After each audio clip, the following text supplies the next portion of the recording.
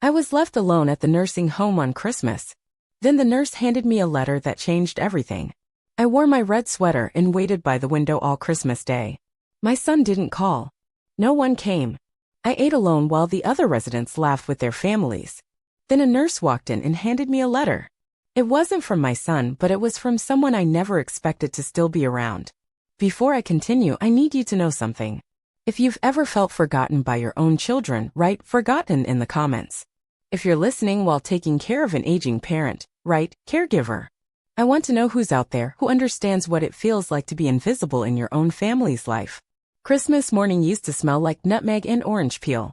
My late husband would bring in a little tree from the market, all crooked and still dripping from the morning frost.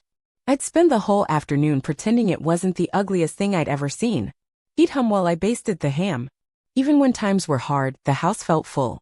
Even when I only had one gift to give, it felt like I was giving the whole world. But this morning, when I woke up to the dull buzz of fluorescent lights above my head, all I could smell was the faint bleach they used to wipe down the doorknobs. It was Christmas and I was alone. I got up slowly. The stiffness in my knees reminded me it had rained last night. The pain curled low and stayed there like it was waiting for me to beg it to leave. I didn't. I just breathed through it and reached for my sweater. I had chosen the red one the night before, laid it neatly over the chair. I didn't have any holiday pins left. Those had been packed away when Gerald moved me in here. I wasn't given much time to choose what came with me. He said the place would be good for me. "You'll be safer here, Ma," he said. "People who can take care of you." As if I hadn't raised him with my own two hands, stitched his coats, wiped his nose, stayed up nights when he had the flu and no insurance. But I didn't argue. I nodded. I let him sign the papers. The dining hall was already half full by the time I made my way in. Wheelchairs lined up like a slow parade. Some of the residents had visitors, sons and daughters leaning down to press kisses on wrinkled foreheads, grandkids giggling too loud, holding gifts that rattled when they shook them. I nodded politely at a few of the aides. Nina, one of the newer nurses, gave me a warm smile as she poured orange juice into little plastic cups. I found my usual seat near the window that faced the parking lot. Every now and then, a car would pull in, headlights off, tires crunching the slush. I kept my eyes there longer than I meant to. A part of me, the foolish part, hoped one of those cars was Gerald. Maybe Natasha, his wife. Maybe they'd walk in holding a pie or one of those gift bags with tissue paper sticking out like little party flags. Maybe they'd surprise me. But they didn't come. By 11, most of the visitors had taken their loved ones to their rooms. There was soft piano music playing from a speaker overhead. I could hear someone in the hallway unwrapping a gift, the tearing paper echoing like applause. I took a few bites of the scrambled eggs they served. They were rubbery but warm. I didn't complain. I never do. Nina passed by again and touched my shoulder gently. "Anything I can get you, Miss Moore?" she asked. I smiled and shook my head. "No, sweetheart. I'm just enjoying the view." She smiled back, but I could tell she saw through it. She had that kind of heart, that kind of knowing. If you've ever had to lie about being okay when you're breaking inside, drop a heart in the comments. Sometimes pretending takes more strength than crying. I stayed in the dining hall longer than I needed to. I didn't want to go back to my room, not because it was uncomfortable, but because it reminded me of the space they put you in when you're no longer anyone's priority. I decorated it with what little I had, a photo of me and Gerald from when he was little, a crocheted blanket I kept folded at the end of my bed, and a small framed card that read, "Joy comes in the morning." But joy hadn't come this morning. Only stillness. I finally wheeled myself back around one. I turned on the little TV mounted in the corner. Some black and white holiday movie was playing. Two actors kissed under fake snow and the studio laugh track cheered them on like it mattered. I muted it. I didn't want to hear happy voices pretending. I sat there for a while, long enough that the light outside started to shift. The sun was sinking behind the row of leafless trees that lined the rear fence. I heard laughter down the hallway. Someone's family had brought matching pajamas. They were taking photos in the lobby by the fake tree. Then there was a knock. A soft one, not loud, just enough to let me know someone cared to ask permission before entering. I looked up and there was Nina again. She held something in her hand. "I almost forgot," she said. "This was dropped off this morning at the front desk. They asked that it be delivered today, specifically today. It's for you." She held out a white envelope. It had my name on it, my full name, Evelyn Rosemore. The handwriting was elegant, careful, like someone who still practiced penmanship on real paper. I blinked. I hadn't received a real letter in years. Bills, yes. Junk mail, yes. But a real handwritten envelope? My fingers trembled slightly as I took it. Do you know who left it? I asked. Nina shook her head. Just said they were a visitor, not a relative. But they said you'd know who it was from. She smiled gently, gave my shoulder another squeeze, then walked away. I stared at the envelope for a long time before I opened it. Not because I was afraid, but because something in my chest had already started unraveling. My body knew this wasn't just a card. This was something else. I opened the envelope slowly, almost reverently, like I was unwrapping something fragile. The paper inside was thick and smooth, folded with care. I unfolded it once, then again, and then I saw the first line. Dear Evelyn, I don't know how to begin this without crying. My heart stopped. The handwriting was neat, slanted to the right, the kind you'd expect from someone raised with real stationery and Sunday thank you cards. I scanned further down the page, and my eyes caught the words. My name is Denise Holloway. I believe I'm your daughter. My breath caught in my throat. I blinked, unsure if I'd read that right. I read it again and again. Each time it landed harder. Your daughter. My daughter. For 56 years I have believed I gave birth to a baby girl who died before I ever held her. That's what they told me. That's what they swore. I was young, barely 22, and too scared to ask questions. They said she didn't make it. That the delivery was too rough. That it was better I didn't see her. They didn't let me name her. Didn't even let me hold her hand. Now here I was, an old woman in a nursing home, holding a letter from a woman who said she was that baby. Listen to me carefully. If you think what happened to me was wrong, if you think they had no right to steal my child, write stolen in the comments. If you think I should have fought harder, write fight.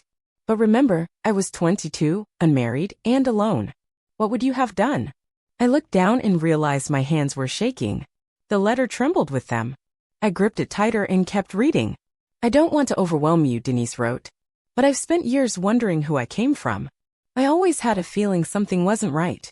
My adoptive parents told me I was a blessing someone else couldn't raise. But last year, after both of them passed, I found my original hospital records. There were discrepancies, dates that didn't match, signatures that didn't look real, and then I found something that led me to believe you never gave me up. I read that sentence 3 times. Never gave me up. It was like someone reached back through time and lifted the weight off my spine, a weight I didn't even realize had grown roots.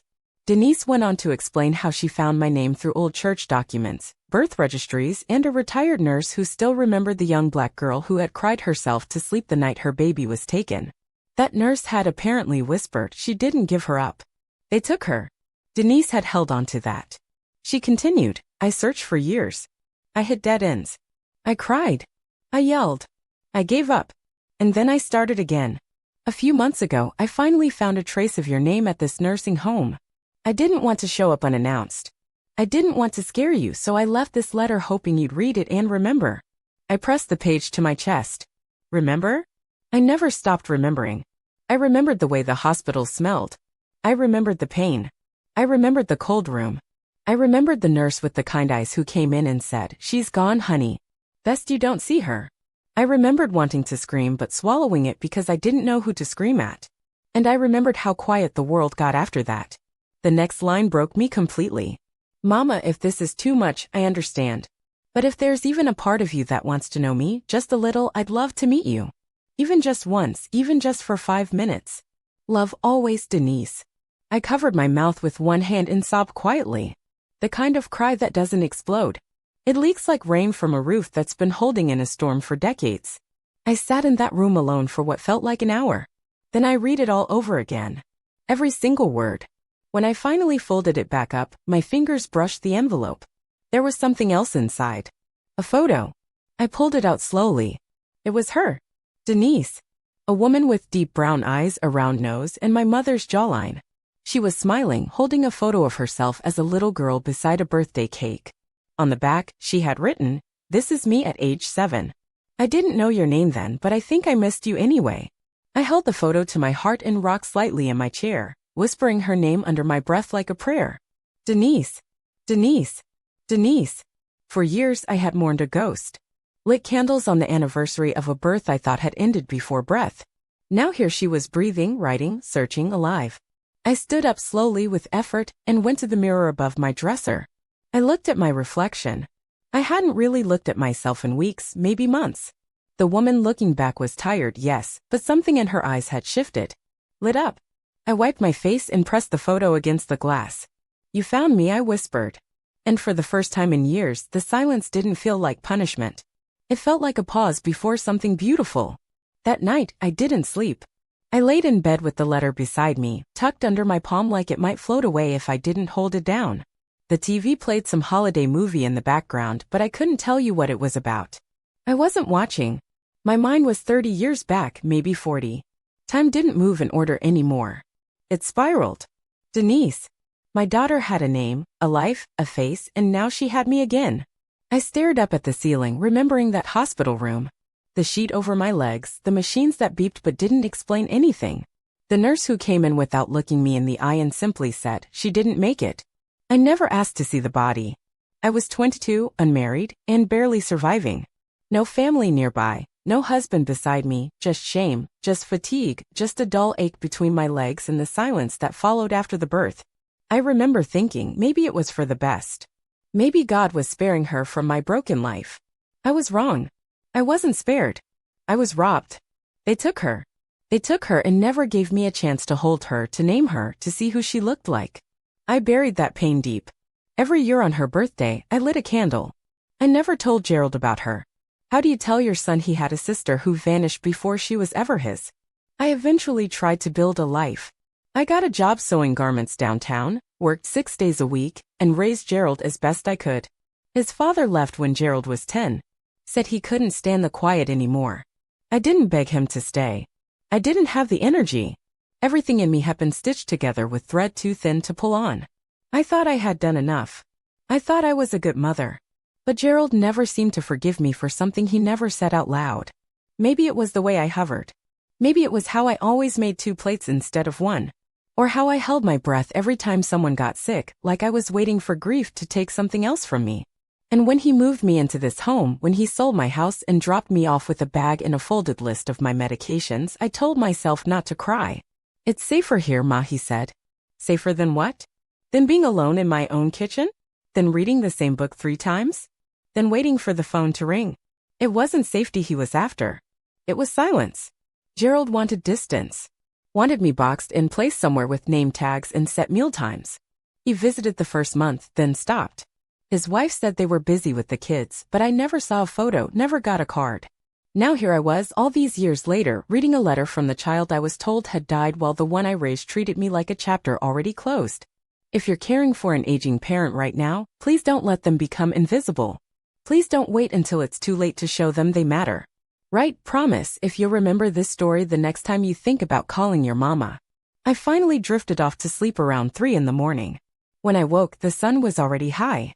The nurse aide came in with my breakfast and I didn't touch it. I couldn't eat. I had too much swirling in my chest.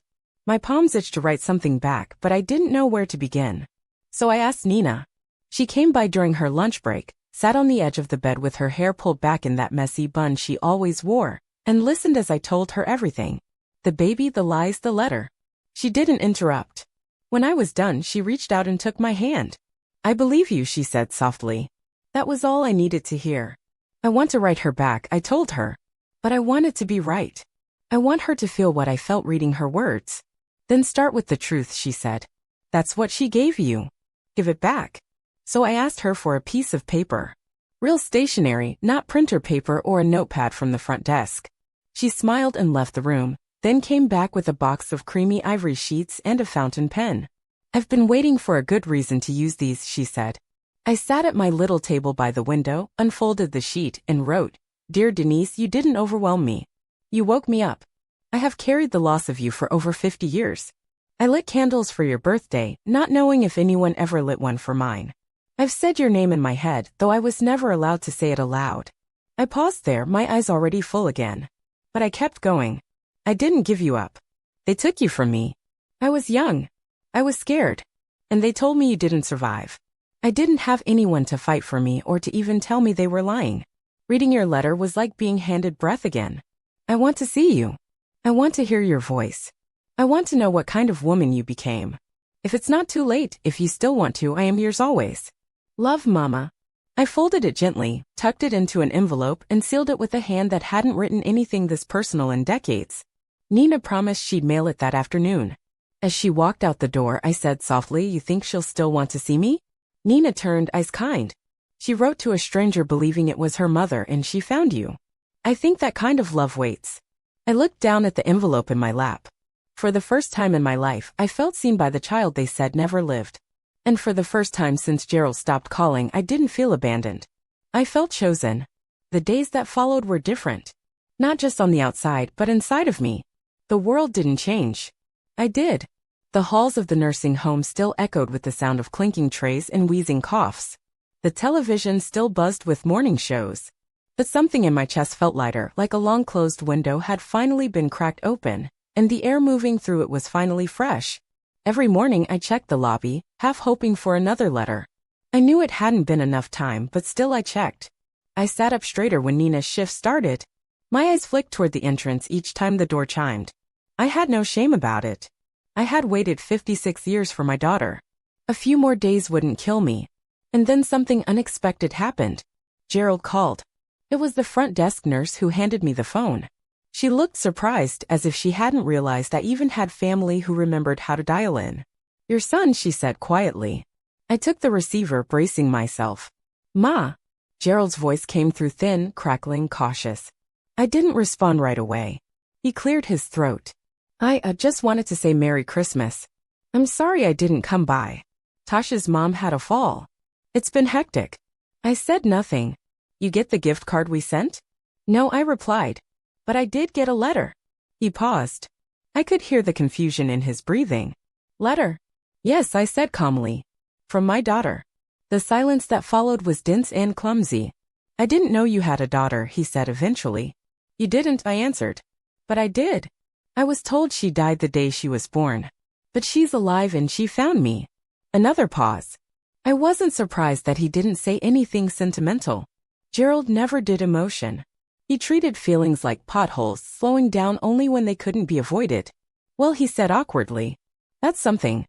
"That's everything," I corrected. He exhaled. "Look, Ma, I didn't call to upset you. Just wanted to say happy holidays." "They already are," I said, and I meant it. He mumbled something about maybe stopping by soon, but I knew he wouldn't, and I no longer needed him to. After I hung up, I sat quietly in my room, letting that conversation settle like dust on the windowsill. For years I had tried to convince myself that Gerald's distance was normal, acceptable, even deserved. I blamed myself for his coldness, wondering if I was too soft, too silent, too demanding without asking for much. But the letter from Denise had done something irreversible. It reminded me that I was not the problem. I had been a mother robbed of her child, a woman discarded, and then forgotten. And now I was being remembered, reclaimed by someone who had every reason to turn away but chose instead to come closer.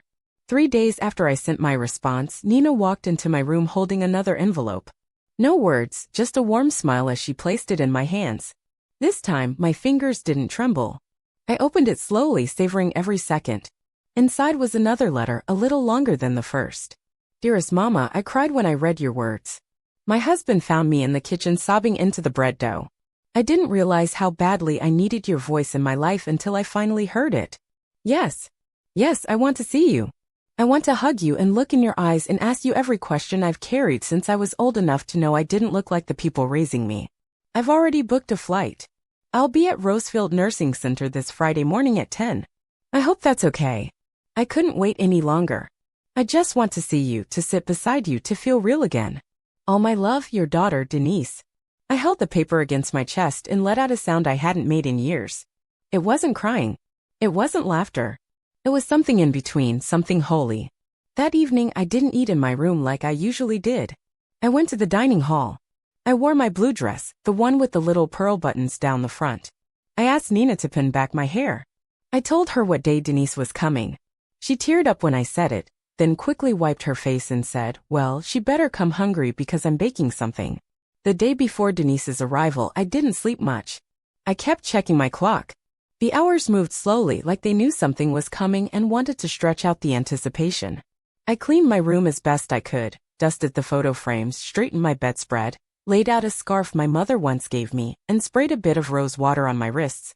At 9:58 the next morning, I wheeled myself to the front lobby. At exactly 10:02, the door opened and there she was. Denise. Alive. My daughter.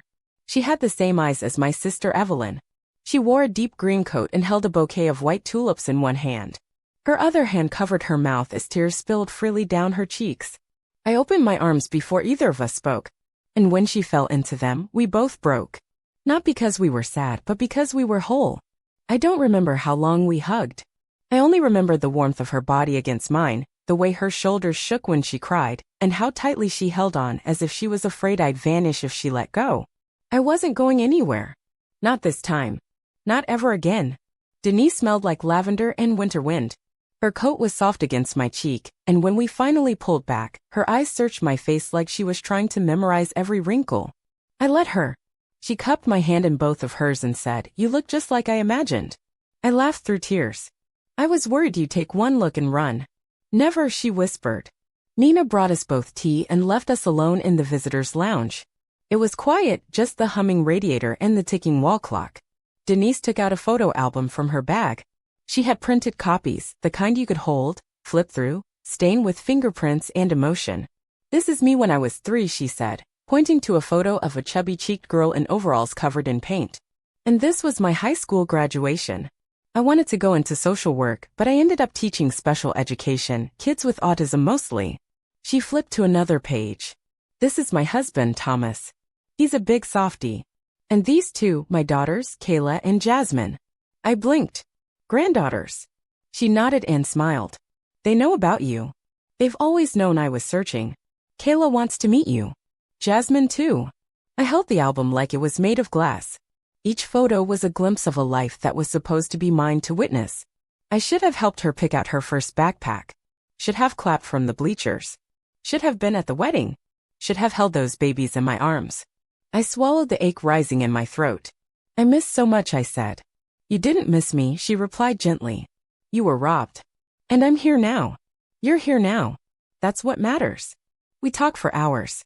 I asked her what her favorite food was as a child. She said French toast with cinnamon. I told her I made that every Saturday morning for Gerald when he was small. She told me she always hated math but loved reading. I told her I used to hide novels in my apron pockets while I worked at the garment factory. We found each other in those details, like building a bridge out of small bricks passed hand to hand. At one point she got quiet.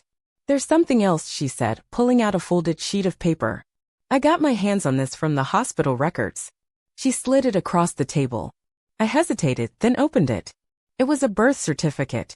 My name typed neatly, her date of birth, the name of the hospital. But what stopped me was the box that read, "Mother's consent for adoption." It was blank. "You never signed it," I whispered. Denise shook her head. "The nurse I talked to, she said that's why she remembered the case. She said she always wondered what happened.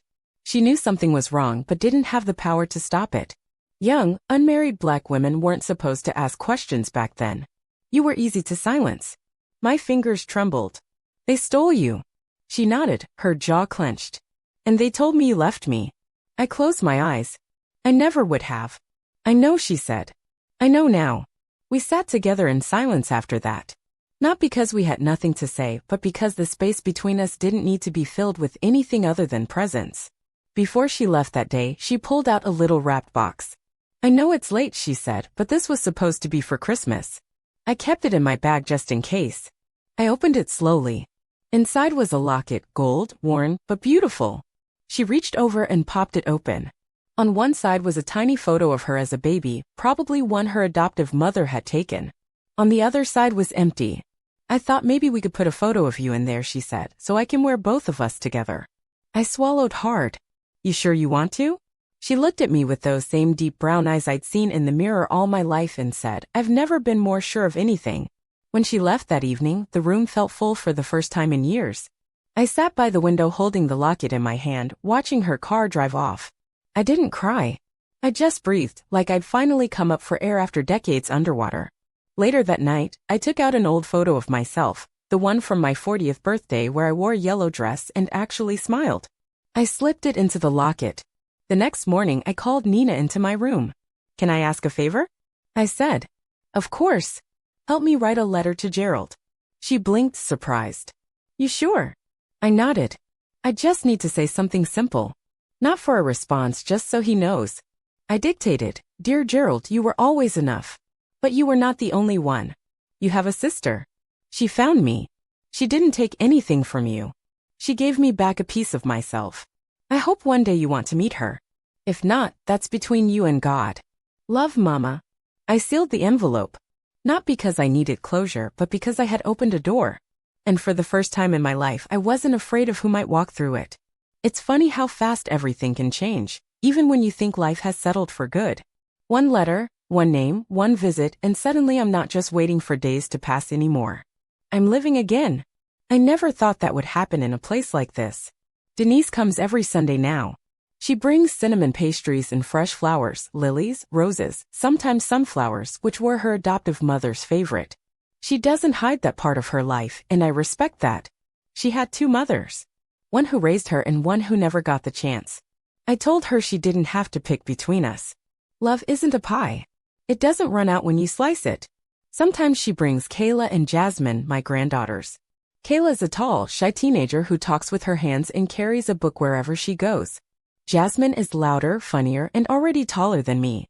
When she laughs, I swear I hear something old and familiar inside it, something that sounds like my sister May's laugh from when we were girls. A deep, round joy. The first time they came, I didn't know what to do. I straightened my blankets. I brushed down my hair so many times it started to frizz. Nina told me to stop fussing. "They're not here to see perfect," she said. "They're here to see you." When they walked in with Denise, I nearly forgot how to breathe. Jasmine ran up and hugged me before I could even stand. Kayla followed slower, but when she sat next to me and laid her head on my shoulder, I felt like something lost had returned home without noise, without ceremony, just quietly returned to its rightful place.